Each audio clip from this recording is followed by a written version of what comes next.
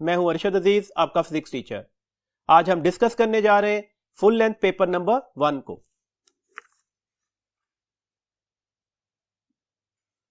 जी student, question number 141 है the share modulus of alcohol is. Alcohol है share modulus. Share modulus हमारे पास actually solid की property होती है। शेयर शेप में तब्दीली आती है। लिक्विड या गैसेस में आप शेप में चेंज नहीं ला सकते, तो डेट्स व्हाई हमारे पास शेयर मॉडुलस सिर्फ लिक्विड की प्रॉपर्टी नहीं हो सकती, ये सिर्फ और सिर्फ सॉलिड की प्रॉपर्टी है। तो अल्कोहल का शेयर मॉडुलस क्या निकलेगा? That would be the 0। तो करेक्ट ऑप्शन क्या हो गई? बीटा। 142 क्वेश्चन है जी। A capacitor after getting fully charge is disconnected from the source. Now if a dielectric is inserted between its plates, then what is true? आपने ये बताना है कि अब कौन सी चीज ठीक होगी। आप सबको ये पता है, चैप्टर नंबर 12 हम ये पढ़ आए कि जब भी हम एक कैपेसिटर को चार्ज करके उसमें अगर डाइलेक्ट्रिक स्लैब इंसर्ट कर दें तो electric field, surface charge density, potential और एनर्जी डिक्रीज कर जाती हैं, कैपेसिटेंस इंक्रीज कर जाएगी, जबकि the quantity of the charge on the plate of the capacitor क्या रहेगा? वो सेम रहेगा। इसके अकॉर्डिंगली अपनी ऑप्शंस को देखिएगा। Surface charge density decreases, beta option है। Potential difference increases, Charlie option है। Capacitance remain same, delta option है। एनर्जी इंक्रीजेस, तो कौन सी ऑप्शन ठीक हो गई? Surface charge density decreases, that is the alpha. 143 question है। 3 equal resistors connected in series across a source of EMF together dissipate 30 watt of power.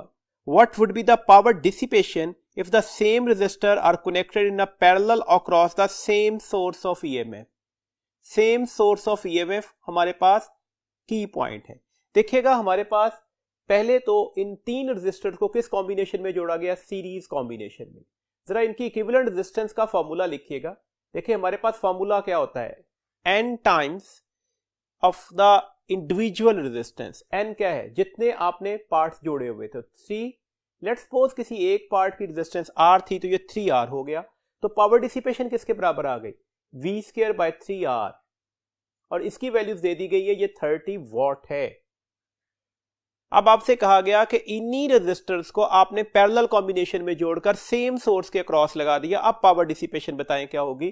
तो अब देखिएगा हमारे पास RP पैरेलल कॉम्बिनेशन का यही फॉर्मूला होता है, R बाय 3 हो जाएगा, where N number of resistors को रिप्रेजेंटेशन दे रहा होता है ना। तो P प्राइम किसके बराबर आ गया? v²। अब डिवाइडेड बाय R की जगह पर हम क्या लिखेंगे? जो R की वैल्यूज है, R बाय 3। जैसे पहले v² बाय R के फॉर्मूला में हमने R की जगह पर R की वैल्यूज लिख दी थी, क्या आप इसे लिख सकते हो 3v² बाय R? देखें हमें v² बाय 3r की वैल्यूज का पता है, तो इस रिलेशन को v² बाय 3r में कन्वर्ट करने के लिए मैं इसे मल्टीप्लाई कर देता हूं 3 से और डिवाइड भी 3 से कर देता हूं। अब हम डिस्कस सिर्फ इस फैक्टर्स को कर रहे हैं। देखें ये v² बाय 3r का फैक्टर अवेलेबल है, तो ये 3 कितने हो गए? 9, तो ये 9 टाइम्स v² बाय 3r हो गया। v² बाय 3r की वैल्यूज क्या थी? 30, तो 9 को जब हम 30 से मल्टीप्लाई करेंगे तो अब पावर डिसिपेशन कितनी आ जाएगी? 270 वॉट। तो इसका मतलब है करेक्ट ऑप्शन कौन सी हो गई? बीटा। 144 क्वेश्चन है जी। Wire x and y of same length and their diameter are in the ratio 3:2, their resistivities are in the ratio 2:1। When the wires are connected in series to a battery of 2 volt, what is the ratio of the potential difference across x to the potential difference across the y? कौन सा combination लगा हुआ है? Figure आपके पास बनी हुई है, ये कॉम्बिनेशन सीरीज कॉम्बिनेशन है। सीरीज कॉम्बिनेशन में हमें पता है V is equal to the IR, current क्या रहेगा? कांस्टेंट। अगर करंट कांस्टेंट होगा तो V और R में कौन सा रिलेशन आ गया? डायरेक्ट। दिस मींस दैट जो पोटेंशियल्स की रेशियो होगी वही रेशियो किसकी निकलेगी? रेजिस्टेंस की। तो आपको एक्चुअली रेजिस्टेंस की रेशियो निकालनी है, वही V1 ओवर V2 के बराबर निकलेगी। रेजिस्टेंस का फॉर्मूला क्या होता है? रो L ओवर A। देखिए कंडीशन ऑफ द क्वेश्चन है कि लेंथ सेम ली गई, तो ये तो कांस्टेंट हो गई।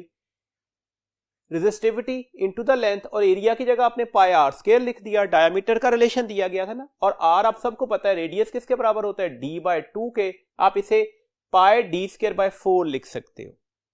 अब देखिएगा हमारे पास वादे तौर पर नजर आ रहा है फैक्टर कौन सा चेंज हो सकता है, रेजिस्टिविटी क्योंकि मटेरियल चेंज हो गया था, और डायमीटर। लेंथ पाई और 4 कांस्टेंट हैं। ये आपके पास रेजिस्टेंस की रिलेशन बन गया। इस रिलेशन के अकॉर्डिंगली अगर हम रेशियो निकालना चाह रहे हैं तो R1 ओवर R2 किसके बराबर आ जाएगा, ρ1 ओवर ρ2। R और D स्क्वायर में इनवर्स रिलेशन था तो D का इनवर्स रेशियो लें, D2 over D1 whole square.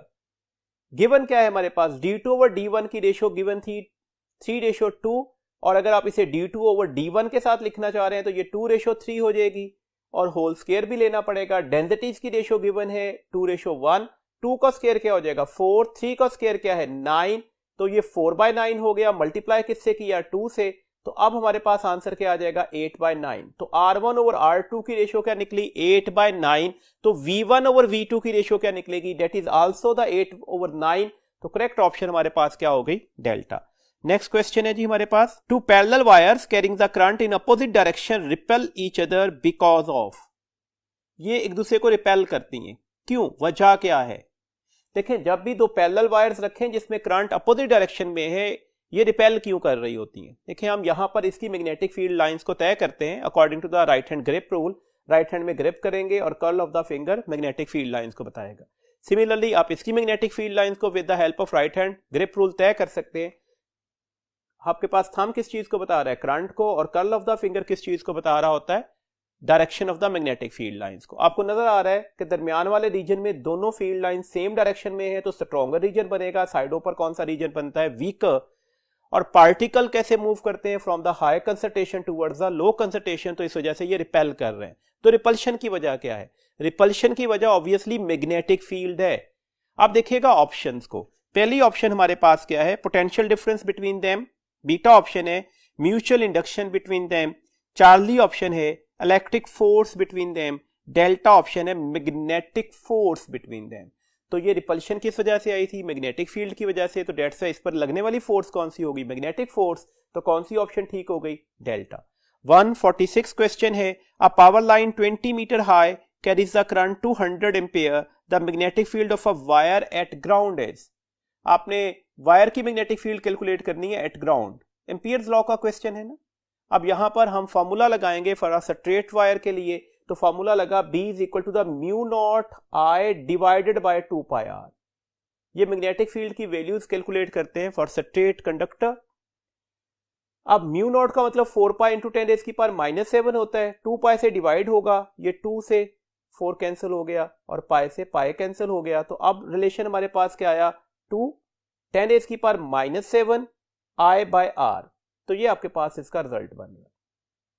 अब आप वैल्यूज लगा दीजिएगा, 2 इंटू 10⁻⁻7 करंट कितना था 200 एम्पेयर, और डिस्टेंस कितना दिया गया था, हमारे पास जो डिस्टेंस की वैल्यूज दी गई है वो हमारे पास है जी 20 मीटर, और 20 मीटर हाइट पर है ना, तो डेट्स वाई आप इसे हाइट लिख लें, आप इसे डिस्टेंस लिख लें, बात एक ही है। अब देखिएगा होगा क्या, ये एक जीरो इस जीरो से कट गया, ये 2 से कैंसिल हो गए, तो ये 20 इंटू 10⁻⁻7 आ गया। देखो 20 का एक जीरो 10⁻+1 है ना, 10⁻+1 और 10⁻⁻7 कितने हो जाएंगे, 10⁻⁻6, और यहां पर क्या बचा था 2, और ये टेस्ला में आंसर निकल आएगा। तो हमारे पास इस वक्त करेक्ट ऑप्शन कौन सी होगी, अल्फा। 147 क्वेश्चन है जी, a wire of 2.5 metre length and cross sectional area 10⁻⁻5 metre square is stretched 1.5 millimeter by a force of 100 Newton in elastic region. What can be the Young's modulus for such a wire? आपने इस wire के लिए Young's modulus की values calculate करनी है। Young's modulus का formula क्या होता है, स्ट्रेस ओवर स्ट्रेन। तो डेट्स स्ट्रेस ओवर स्ट्रेन को अगर हम फर्दर सिंप्लीफाई कर दें तो आप इसे लिख सकते हो F ओवर एरिया, और स्ट्रेन की values delta L over L होती है ना, तो ये डिनोमिनेटर का डिनोमिनेटर ऊपर जाकर मल्टीप्लाई हो जाएगा। F की वैल्यूज क्या है 100, एरिया 10⁻⁻5 है, लेंथ 2.5 मीटर दी गई, एक्सटेंशन 1.5 मिलीमीटर थी, तो मैंने मिली की जगह 10⁻³ लगा दिया। अब देखिएगा हमारे पास हम सिंपल कोफिशिएंट्स को लहदा सॉल्व करेंगे, प्रीफिक्सेस को लहदा। 10⁻+2, ये -5 ऊपर जाकर +5 में कन्वर्ट होगा, तो 10⁻+5 मल्टीप्लाई बाय 10⁻+2 10⁻+7 हो गए।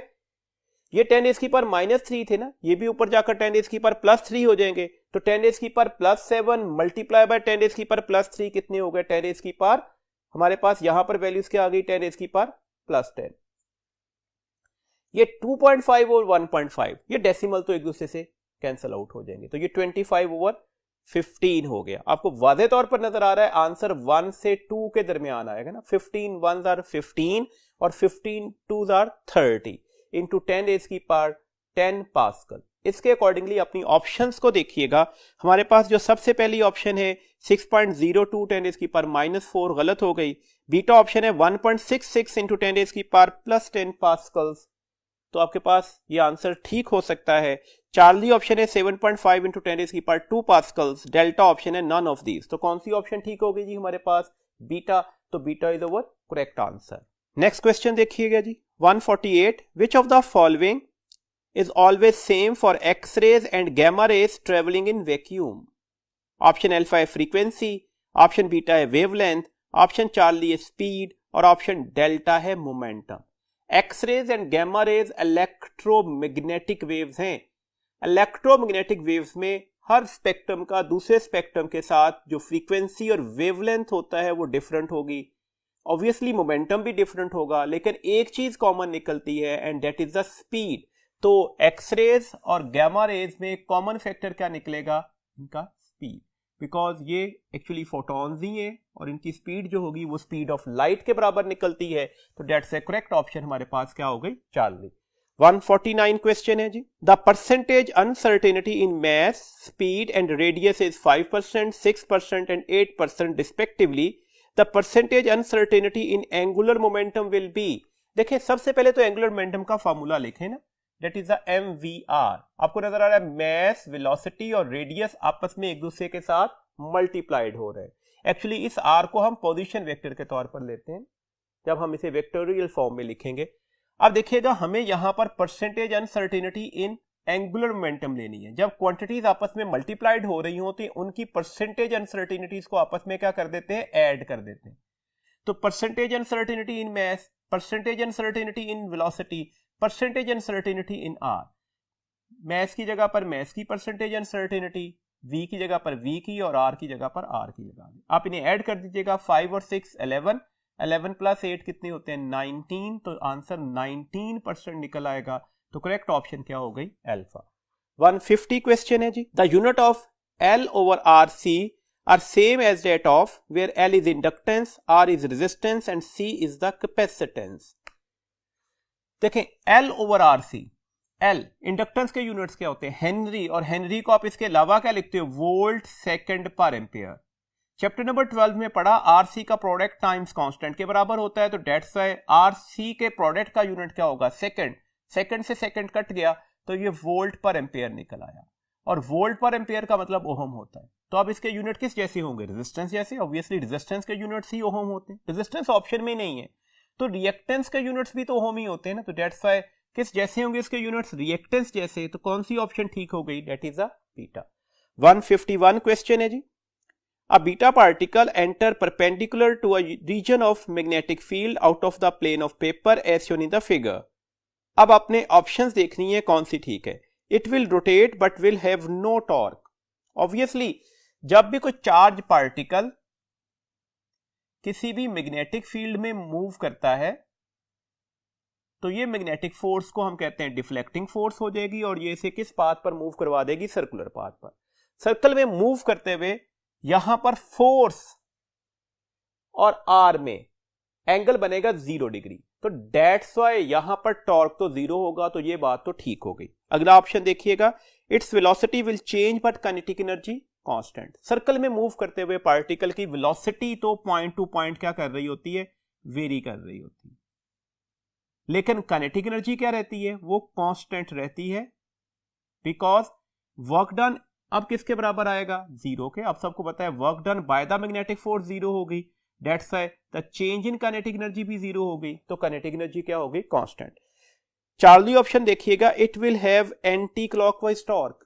अभी हमने ऑप्शन ए में पढ़ा it will have no torque, तो इसका कोई टॉर्क नहीं होता, तो डेट्स व्हाई हमारे पास इस वक्त कौन कौन सी ऑप्शंस ठीक है, अल्फा भी ठीक है, बीटा ऑप्शन भी ठीक है, तो that's why delta is over right most option.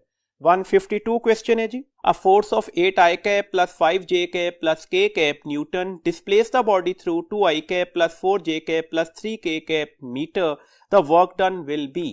देखिए वर्क डन का फॉर्मूला क्या होता है, that is the dot product of the force and displacement। Force की वैल्यूज लिखिएगा, डॉट प्रोडक्ट लेना है डिस्प्लेसमेंट्स के साथ। डॉट प्रोडक्ट में आपको प्रॉपर्टी याद है a dot b is equal to the ax bx plus ay by plus az bz। मतलब ये है कि आप दोनों वेक्टर्स के x कंपोनेंट्स को मल्टीप्लाई कर दीजिएगा प्लस दोनों वेक्टर्स के y कंपोनेंट्स को मल्टीप्लाई कर दीजिएगा प्लस दोनों वेक्टर्स के z कंपोनेंट्स को मल्टीप्लाई कर दीजिएगा। 8 to 16 y कंपोनेंट्स को मल्टीप्लाई करते हैं, 5 और 4 मल्टीप्लाई होकर 20 हो गए, 1 और 3 मल्टीप्लाई होकर 3 हो गए, तो अब आंसर कितना निकल आया, ये 36 प्लस 3 39 जूल, तो करेक्ट ऑप्शन कौन सी हो गई, डेल्टा। 153 क्वेश्चन है जी हमारे पास, consider the figure in which an object of mass m is moved by a force F1 from point A to point B along the path shown, what will the work done by this force।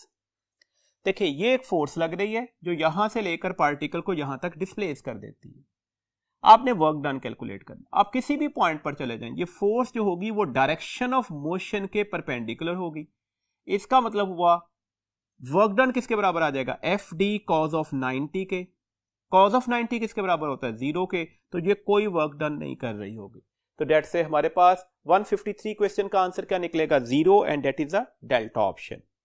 154 question है, a 4 kilogram body is thrown vertically upward from the ground with a velocity of 6 meter per second. Its kinetic energy at a point midway between the highest point and the ground is। जब भी एक particle को आप upward फेंकेंगे तो obviously उसमें gain किस में आ रहा होगा, पोटेंशियल एनर्जी में, और लॉस किस में आ रहा होगा, किनेटिक एनर्जी में। हाईएस्ट पॉइंट पर जाकर सारी की सारी किनेटिक एनर्जी किस में कन्वर्ट कर चुकी होगी, पोटेंशियल एनर्जी में। आपसे क्वेश्चन ये दिया गया, आपने किनेटिक एनर्जी कैलकुलेट करनी है मिड पॉइंट पर, तो ऑब्वियसली आपको कैलकुलेट क्या करना है, potential energy at mid point, that is a mg, और जितनी हाइट अटेन कर रहा होगा उसे डिवाइड करेंगे 2 के साथ। अब देखिएगा हमें यहां पर सबसे पहले तो h की वैल्यूज कैलकुलेट करनी है, थर्ड इक्वेशन ऑफ मोशन लगी, 2 g की जगह -10 लगाया, वजह क्या है, आपने अपवर्ड थ्रो किया था ना, h vf स्क्वायर 0 हो जाएगा, मैक्सिमम हाइट पर जाकर 0 होगी ना वेलोसिटी, और vi 6 था तो 6 का स्क्वायर ले लें, ये -20h आ जाएगा और ये -36 हो गए, माइनस से तो माइनस कट गया, तो h की वैल्यूज क्या आ जाएगी, 36/20, ये 20 इधर जाकर डिवाइड हो गया। Kinetic energy at mid point क्या होगी, mgh/2, m 4 किलोग्राम था, g 10 है, डिवाइडेड बाय 2 भी था, और h की वैल्यूज लगा दें 36/2।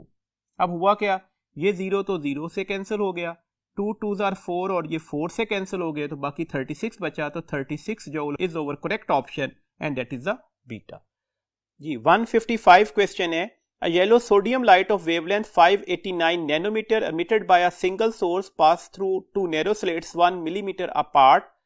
The interference pattern is observed on screen 225 centimeter away. How far apart are two adjacent bright fringes?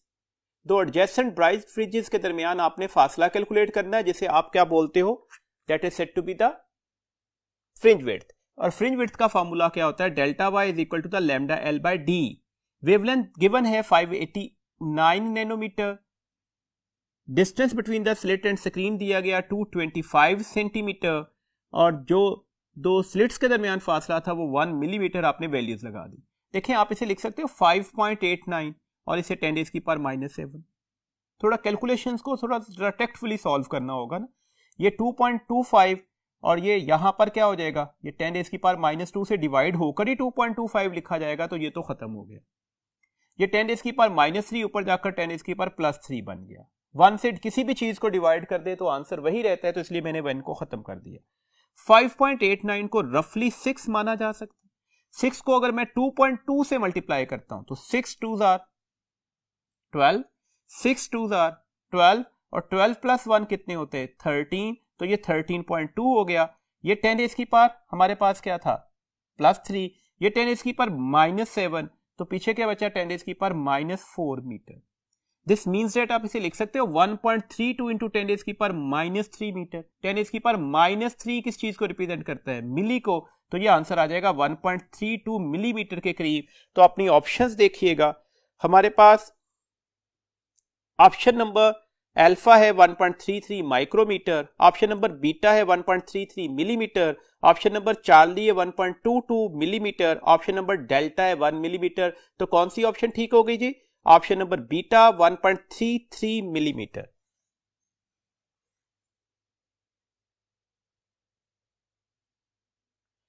One 156 question है, consider the figure below in which a rod of length 200 centimeter is under the action of two forces, F1 is 100 Newton and F2 is 100 Newton, such that F1 plus F2 is equal to the 0.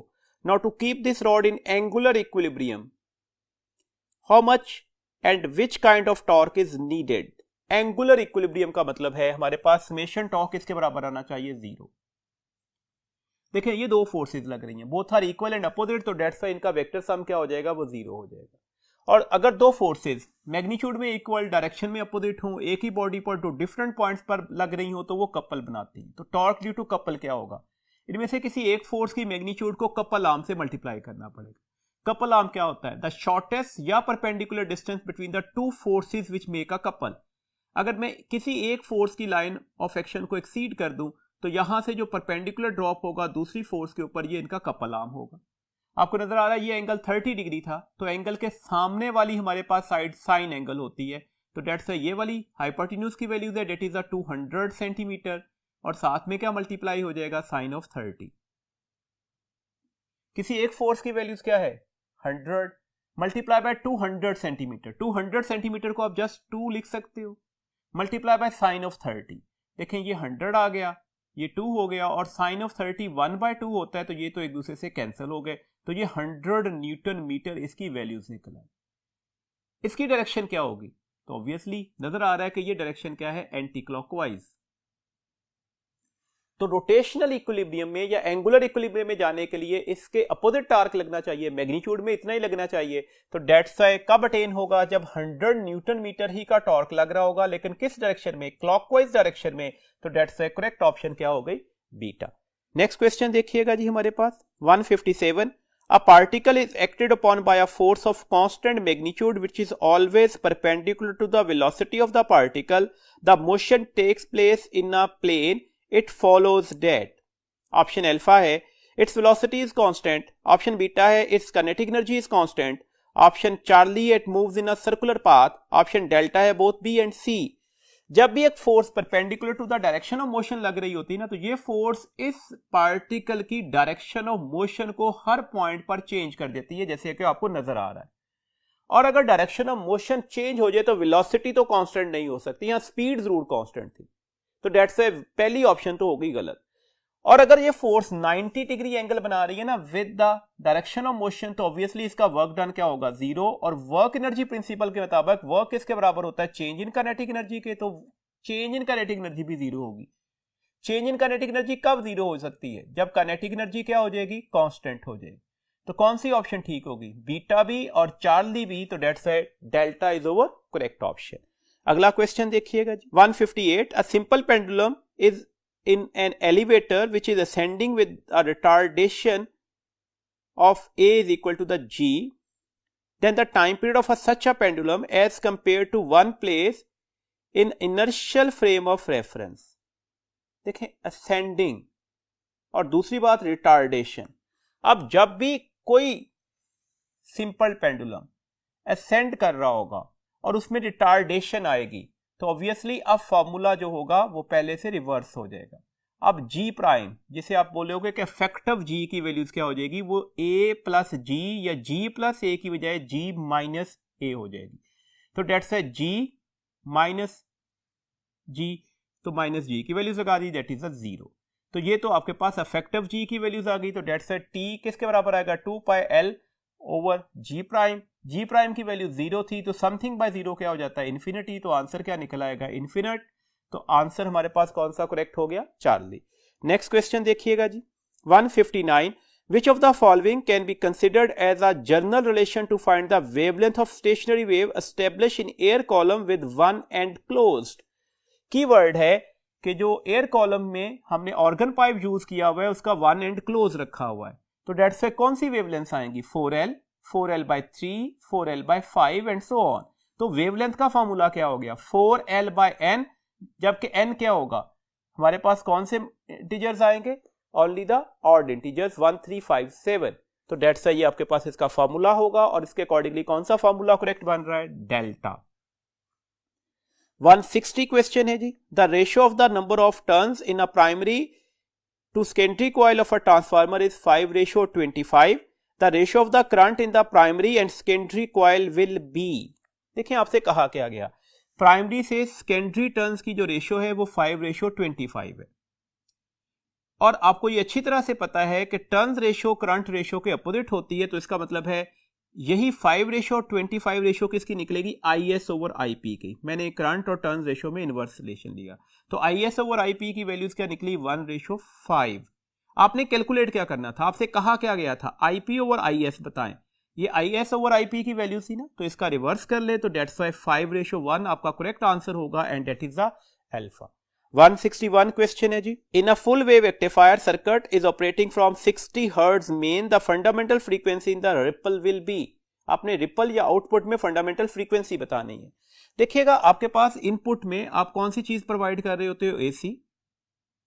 हम let's suppose इसका time period ले लेते हैं, तो एक cycle को complete होने के टाइम को आप टाइम पीरियड कहते हो, तो ये इसका टाइम पीरियड निकल आया। इसकी जो रिपल्स बनेगी, फुल वेव रेक्टिफायर की बात हो रही है, वो दोनों के दोनों हाफ साइकिल क्या हो जाएंगे? रेक्टिफाइड हो जाएंगे। तो ऑब्वियसली इसका टाइम पीरियड क्या निकलेगा? ये वाला,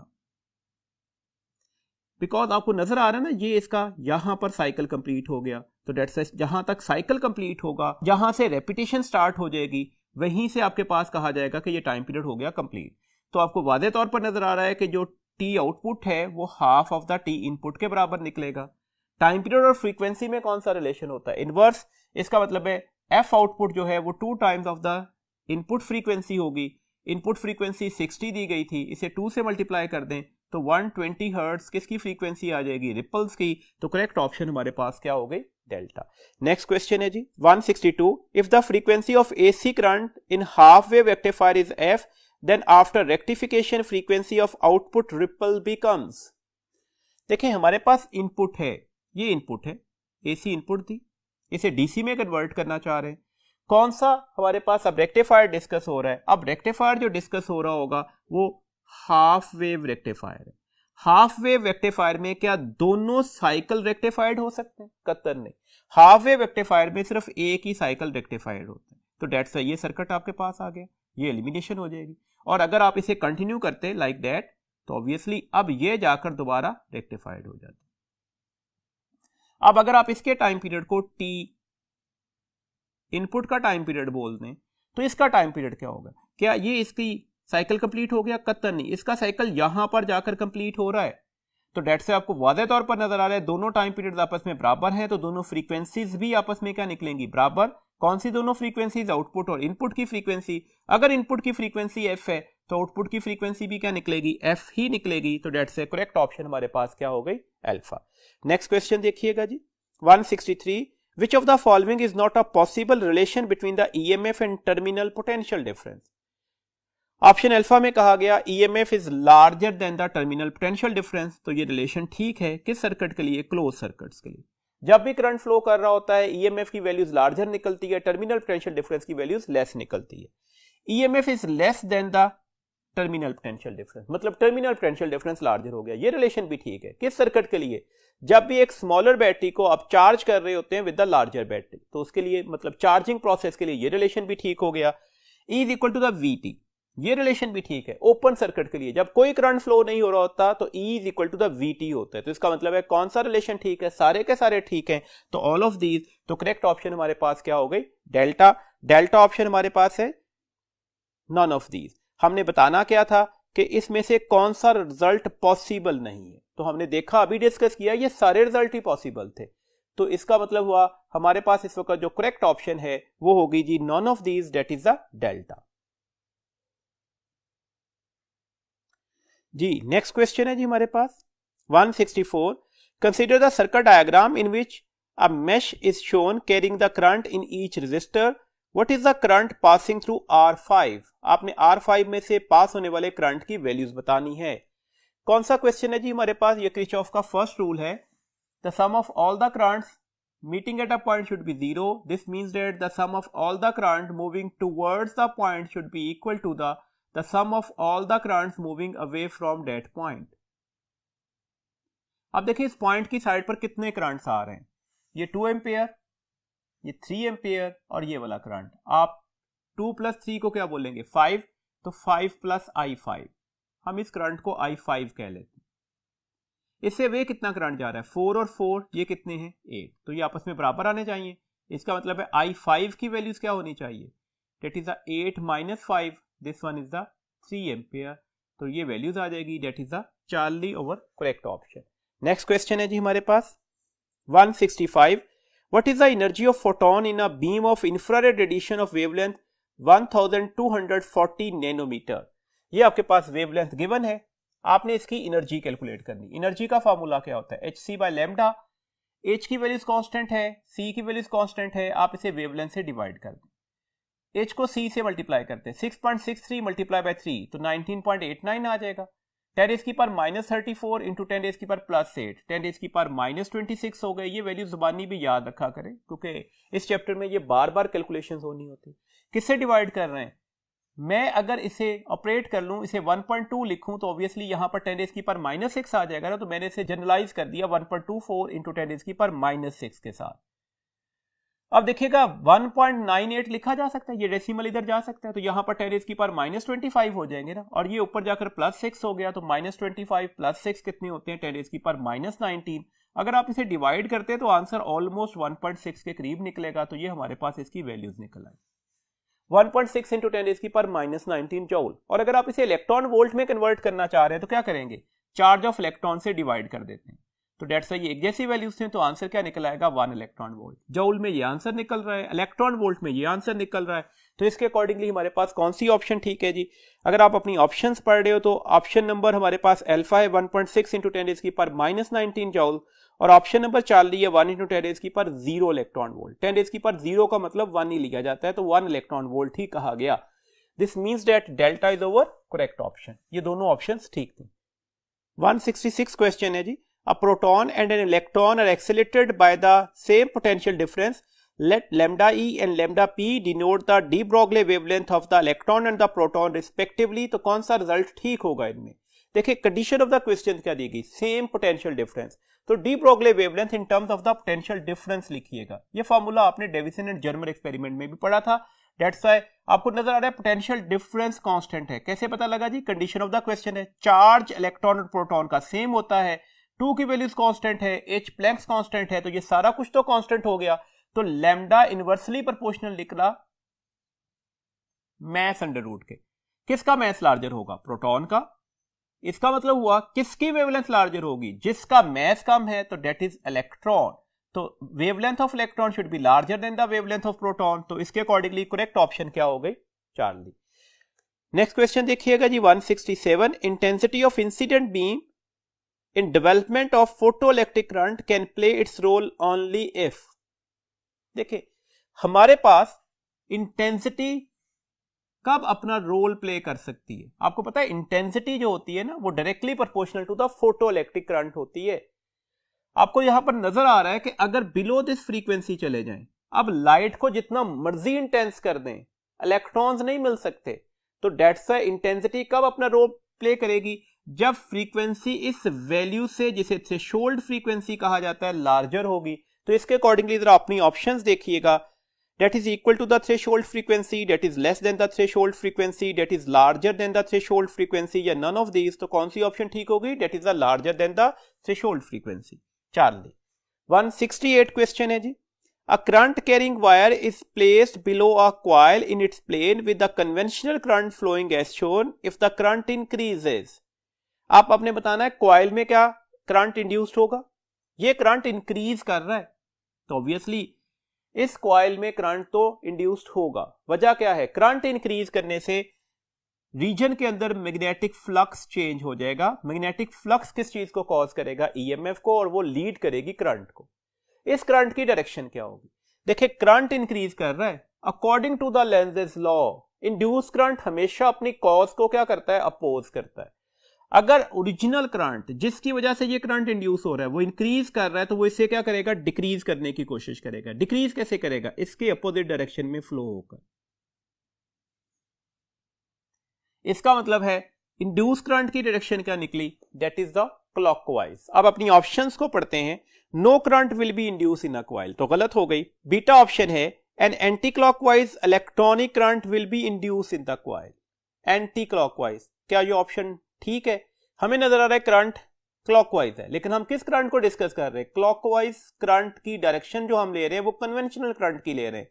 यहां पर ऑप्शन में क्या लिखा हुआ? Anti clockwise electronic current. अगर हमें इस कन्वेंशनल करंट को इलेक्ट्रॉनिक करंट से रिप्लेस करना पड़ता तो क्या करते? डायरेक्शन अपोजिट करते ना। तो दैट्स व्हाई हमारे पास ये ऑप्शन ठीक है, क्योंकि हमें बात इलेक्ट्रॉनिक करंट की कही गई है। तो दिस मींस दैट अगर कन्वेंशनल करंट क्लॉकवाइज होगा तो इलेक्ट्रॉनिक करंट एंटी क्लॉकवाइज होगा। तो बीटा ऑप्शन तो ठीक है। चार्ली ऑप्शन है अ क्लॉकवाइज इलेक्ट्रॉनिक करंट, तो इलेक्ट्रॉनिक करंट तो क्लॉकवाइज नहीं है, कन्वेंशनल करंट क्लॉकवाइज है। तो सिर्फ एक ही ऑप्शन ठीक है, and that is a beta.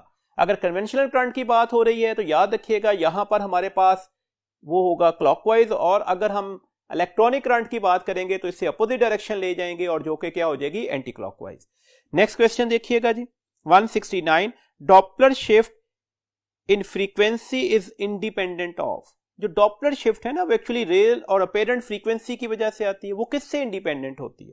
देखिए हम फ्रीक्वेंसीज, जो अपेरेंट फ्रीक्वेंसी और रियल फ्रीक्वेंसी को एक जनरल फॉर्मूला से ऐसे रिलेट करते हैं, where C speed of the wave है, यू ऑब्जर्वर की स्पीड होती है, और यूएस जो है वो सोर्स की स्पीड होती है। ये एक जनरल सा रिलेशन है। इसी फ्रीक्वेंसी के चेंज की वजह से डॉपलर शिफ्ट आता है। आपको वादे तौर पर नजर आ रहा है कि ये स्पीड पर तो डिपेंड कर सकती है। किसकी स्पीड? वेव पर। स्पीड ऑफ ऑब्जर्वर पर भी डिपेंड करती है, स्पीड ऑफ सोर्स पर भी डिपेंड करती है, रियल फ्रीक्वेंसी पर भी डिपेंड करती है। तो फिर किस पर डिपेंड नहीं करेगी? ऑप्शंस पढ़ते हैं जी। हमारे पास पहली ऑप्शन है the frequency of the wave produced, दूसरी ऑप्शन है the speed of the source, तीसरी ऑप्शन है the speed of the observer, और डेल्टा ऑप्शन है the distance between the source and observer. तो क्या distance between the source and observer इस equation में डिस्कस हुआ? कतई नहीं। तो ये किससे इंडिपेंडेंट होती है? Distance between the source and observer. Next question देखिएगा जी, 170। The average velocity of the molecule of a gas in equilibrium is. Average velocity की बात की जा रही है। देखिए एवरेज वेलोसिटी, गैस मॉलिक्यूल्स किसी भी कंटेनर्स में जब किसी वॉल से कोलाइड करके वापस हटते हैं तो हम कहते हैं ये कोलिजन परफेक्टली इलास्टिक होना चाहिए। दिस मींस दैट इधर जाते हुए अगर इसकी वेलोसिटी ये थी तो वापस आते हुए स्पीड तो सेम रहेगी, लेकिन वेलोसिटी की डायरेक्शन रिवर्स हो जाएगी, ये रिबाउंड करेगा। तो अगर आप इन दोनों की एवरेज वैल्यू लेना चाहते हो, ये वेलोसिटी v थी और ये माइनस ऑफ v है, तो एवरेज वेलोसिटी का आंसर क्या निकल आएगा? 0। तो that's the average velocity of the gas molecules in a container क्या होती है? वो 0 होती है। तो हमारे पास इसके अकॉर्डिंगली कौन सी ऑप्शन ठीक होगी? That is the delta. 171 question है जी, steel has more elastic modulus than rubber because for a given load the strain produce in the steel as compare to that produce in the rubber is. देखिए हमारे पास Young modulus की values क्या होती है? Stress over strain.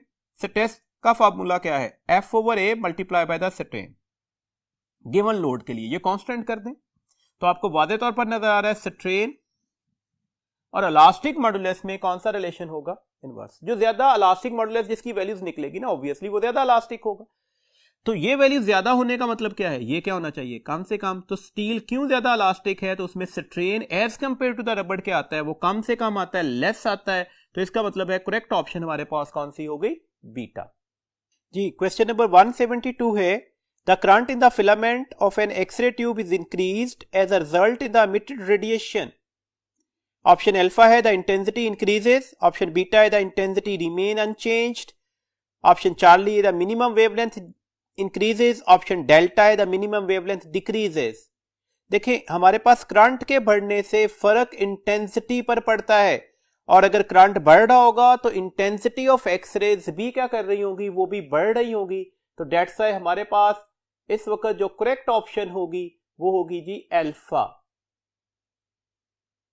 173 question है, the phenomena of radioactivity is associated with, option alpha है decay of nucleus, option beta है fusion of nuclei, option charlie है transmission of radio waves, option delta है nuclear reaction caused by the cosmic raise.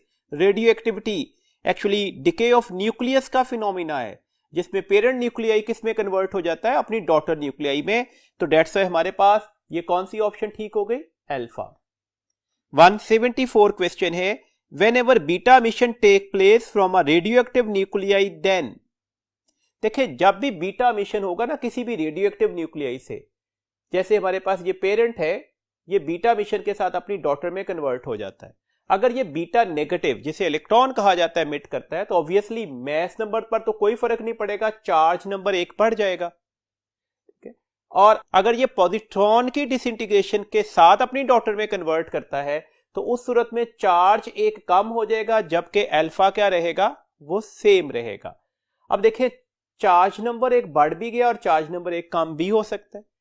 Beta negative कब निकलता है, beta negative उस वक्त निकलता है जब एक न्यूट्रॉन प्रोटॉन में कन्वर्ट हो रहा होता है। This means that proton neutron ratio increase हो सकती है। यहां पे इससे रिवर्स फीचर होगा, तो डेट से प्रोटॉन न्यूट्रॉन रेशियो डिक्रीज भी हो सकती है। तो इसके अकॉर्डिंगली जरा अपनी ऑप्शंस को देखिएगा। हमारे पास पहली ऑप्शन है its atomic mass remain same, तो बिल्कुल ऐसा ही हुआ, मास नंबर पर कोई फर्क नहीं पड़ रहा, एटॉमिक मास रिमेन सेम रहेगा। बीटा ऑप्शन है प्रोटॉन न्यूट्रॉन रेशियो में इंक्रीज और डिक्रीज, ठीक है। चार्ली ऑप्शन है एटॉमिक चार्ज नंबर में इंक्रीज और डिक्रीज, ये भी ठीक है। तो इसका मतलब है कौन सी ऑप्शन ठीक हो गई, all of these, that is delta. Question number 175. Most of the cases when during a radioactive decay the ratio of the alpha to beta particle is 1:2, then we get, देखिए अगर ये रेशियो हो alpha और beta की, let's suppose हमारे पास एक parent nuclei था, वो अपनी डॉटर में कन्वर्ट होगा with the emission of the alpha. अगर एक अल्फा एमिट कर रहा है तो होगा क्या, उसका एटॉमिक चार्ज नंबर 2 रिड्यूस हो चुका होगा और मास नंबर कितना रिड्यूस हो गया, 4। अब अगर वो 2 बीटा पार्टिकल्स निकालता है, तो यही जो डॉटर है अब किस में कन्वर्ट करेगा, ये Z-2 हो जाएगा ना, 2 बीटा निकले थे ना, जबकि A-4 तो सेम रहेगा, और Z-2 किसके बराबर होगा, Z के। इसका मतलब है ये आपस में क्या हो जाएंगे, फाइनल डॉटर और हमारे पास पेरेंट क्या हो जाएंगे, charge number same, mass number different, तो ये एक दूसरे क्या कहलाएंगे, आइसोटोप्स कहलाएंगे। तो इसके अकॉर्डिंगली अगर कभी भी अल्फा और बीटा की रेशियो 1:2 हो, तो बनने वाला डॉटर अपने पेरेंट का क्या कहलाता है, आइसोटोप कहलाता है। तो इसके अकॉर्डिंगली हमारे पास करेक्ट ऑप्शन कौन सी हो गई, डेल्टा। 176 क्वेश्चन है जी, when a massive body collides with light stationary body then after the collision, एक मैसिव बॉडी जब लाइट स्टेशनरी बॉडी से कोलाइड करती है तो कोलिजन के बाद क्या होगा, मैसिव बॉडी की वेलोसिटी आफ्टर द कोलिजन भी वही रहेगी जो बिफोर द कोलिजन थी, ऑलमोस्ट इसमें वैल्यूज ली जाती है। और लाइटर बॉडी की जो वेलोसिटी है वो 2 times of the massive body की वेलोसिटी हो जाएगी। तो इसका मतलब है हमारे पास इस वक्त ऑप्शन अल्फा भी ठीक है, a light body moves with twice of the velocity of the massive body, और ऑप्शन चार्ली भी ठीक है, massive body moves with almost same velocity. तो कौन सी ऑप्शन ठीक हो गई जी, डेल्टा। 177 क्वेश्चन है, for projectile motion what is false, option alpha है horizontal component of velocity remains same. तो ऑब्वियसली हमारे पास प्रोजेक्टाइल मोशन में हॉरिजॉन्टल कंपोनेंट ऑफ वेलोसिटी हमेशा सेम रहेगी, तो ये ऑप्शन तो ठीक हो गई। बीटा ऑप्शन है potential energy of projectile varies continuously, जब भी एक प्रोजेक्टाइल को फायर किया जाता है तो आपको नजर आ रहा है कि इसकी हाइट कंटिन्यूसली वेरी करती जा रही है, और अगर हाइट कंटिन्यूसली वेरी कर रही होगी तो पोटेंशियल एनर्जी भी कंटिन्यूसली क्या कर रही होगी, वेरी कर रही होगी। तो ये भी ठीक हो गया। ऑप्शन चार्ली है the total energy of projectile decreases during the upward flight, upward जाते हुए हमारे पास हाइट क्या कर रही होगी, हर पॉइंट पर बढ़ रही होगी, तो ऑटोमेटिकली अब एनर्जी क्या करनी चाहिए थी, बढ़नी चाहिए थी, कम नहीं हो रही, तो ये ऑप्शन गलत हो गई।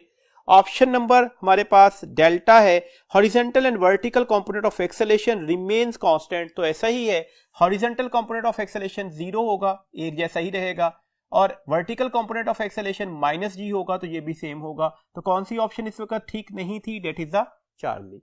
178 क्वेश्चन है, the sum of all forms of molecular energy of a substance termed as,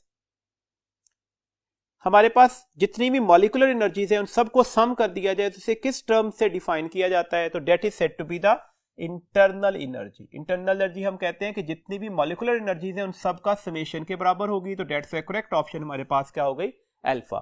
179 question है, in a potentiometer experiment balancing length for two different cells are in the ratio 3:5, their EMFs are in the ratio। Potentiometer में हमने पढ़ा कि जो balancing length की ratio होगी वही उनकी ईएमएफ्स के दरमियान रेशियो कहलाती है, तो डेट से अगर ये 3:5 है तो ईएमएफ की रेशियो भी क्या होगी, 3:5 ही होगी, तो डेट से करेक्ट ऑप्शन हमारे पास क्या हो गई, डेल्टा। लास्ट क्वेश्चन है जी हमारे पास, electric field at midpoint of two similar charges. दो सिमिलर चार्जेस की बात की जा रही है, लेट्स सपोज ये पॉजिटिव है, ये पॉजिटिव है और ये इक्वल भी हैं, तो ऑब्वियसली एग्जैक्टली मिड पॉइंट के ऊपर इलेक्ट्रिक फील्ड क्या हो जाएगा, जीरो।